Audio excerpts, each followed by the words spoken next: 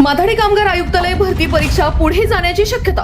एकाच दिवशी दोन मोठ्या भरती परीक्षा होत असल्याने हजारो विद्यार्थ्यांसमोर मोठा पेच निर्माण झालाय। माथाडी कामगार आयुक्तालय भरती परीक्षा 29 आणि 30 जुलै 2026 रोजी आयोजित करण्यात आली आहे। तर याच धर्तीवर दुसरीकडे आदिवासी चौकीदार भरती परीक्षा देखील याच तारखेला आयोजित करण्यात आल्याने आता कोणत्या तरी एका परीक्षेला मुकावे लागणार असा मोठा संभ्रम विद्यार्थ्यांपुढे निर्माण झालाय।